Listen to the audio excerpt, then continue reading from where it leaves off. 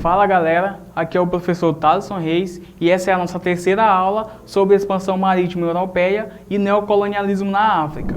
Bem, nas aulas anteriores a gente estudou bastante sobre como se deu essa expansão marítima europeia, como se deu esse processo das grandes navegações, a gente também estudou sobre esse neocolonialismo na África.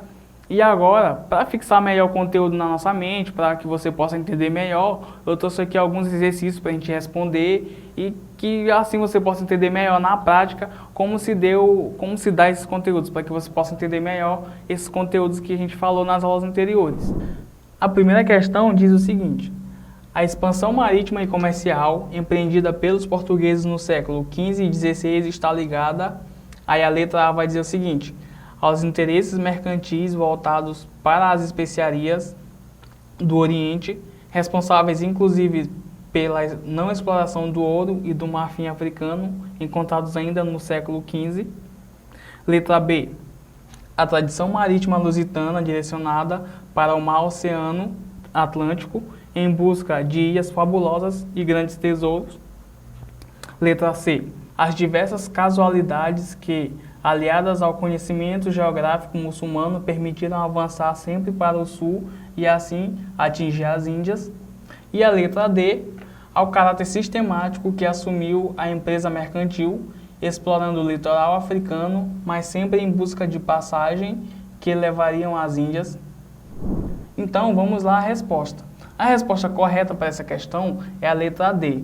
Isso porque, observando o processo de desenvolvimento da expansão marítima portuguesa, notamos que o mercantilismo português se sustentou em uma classe de comerciantes interessados nesse tipo de atividade econômica.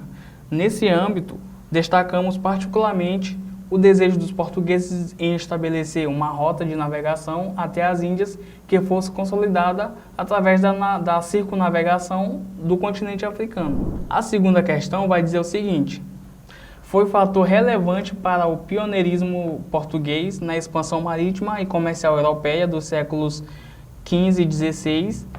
Letra A. A precoce centralização política, somada à existência de um grupo mercantil interessado na expansão e a presença de técnicos e sábios, inclusive estrangeiros. Letra B.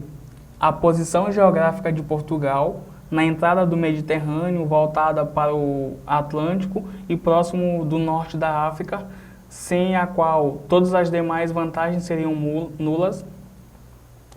A letra C.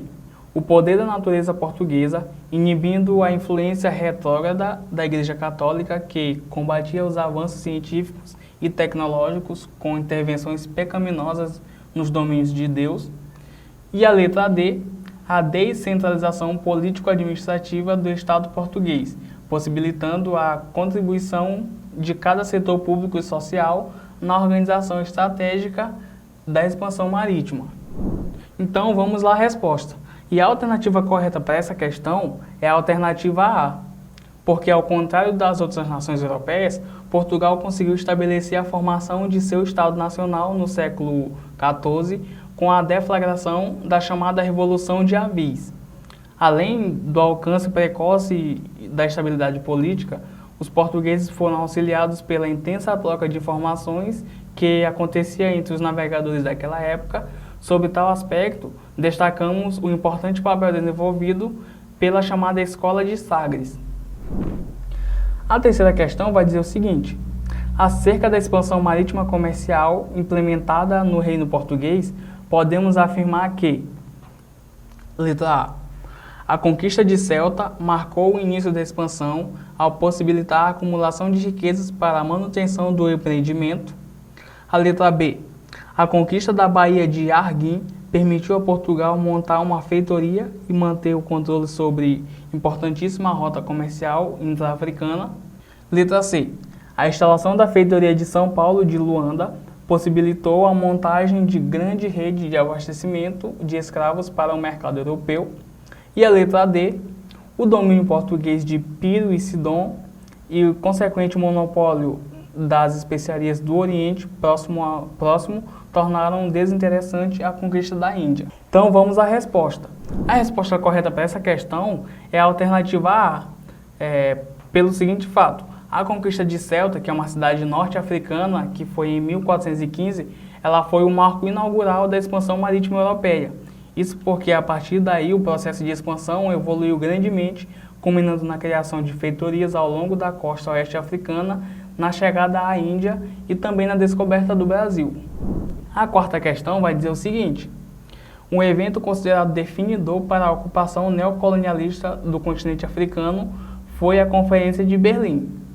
Organizada em 1884 e 1885, essa conferência determinou algumas regras para a ocupação da África e ela foi organizada por: alternativa A, Leopoldo II, alternativa B, Otto von Bismarck, letra C, Leopoldo I, letra D, Charles Darwin e letra E, Luís I de Portugal. Então vamos à resposta.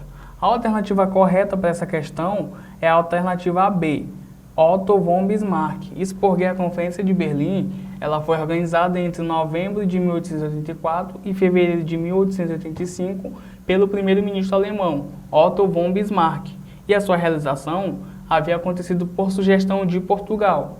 Na conferência, reuniram-se as potências europeias e representantes dos Estados Unidos e do Império Otomano, e essa reunião foi vista como um marco que consolidou o domínio europeu na África. E a nossa quinta e última questão, ela vai dizer o seguinte: o neocolonialismo no continente africano foi justificado pelos europeus como missão civilizatória para encobrir os seus interesses econômicos nesse território. Além disso, o neocolonialismo era baseado em inúmeras teorias raciais do período, destacando-se entre elas o darwinismo social. Acerca do darwinismo social, podemos afirmar que, letra A, partindo de uma leitura incorreta e racista da teoria da evolução das espécies de Charles Darwin, o darwinismo social defendia a existência de raças humanas naturalmente superiores a outras. Letra B, o darwinismo social partia do princípio de que a adoção do cristianismo pelos europeus tornava-os superiores aos povos pagãos. Letra C, partia de um determinismo geográfico que afirmava que o clima típico dos trópicos. Letra C, partia de um determinismo geográfico que afirmava que o clima típico dos trópicos justificava a inferioridade do desenvolvimento social dos povos da África. E a letra D reforçava a visão fraternal da época e que reforçava laços de... E a letra D reforçava a visão fraternal da época que reforçava os laços de igualdade entre europeus e africanos. E a alternativa correta para essa questão é a alternativa A. Isso porque o darwinismo social ele fazia uma leitura incorreta e racista da teoria da evolução, formulada por Charles Darwin, que afirmava a existência de raças humanas superiores a outras. Essa teoria social era utilizada pelos europeus para justificar a ocupação do continente africano e, ao afirmar a superioridade do homem branco, tornava a ocupação como um fardo para ele, que tinha que levar progresso e civilidade para os povos da África.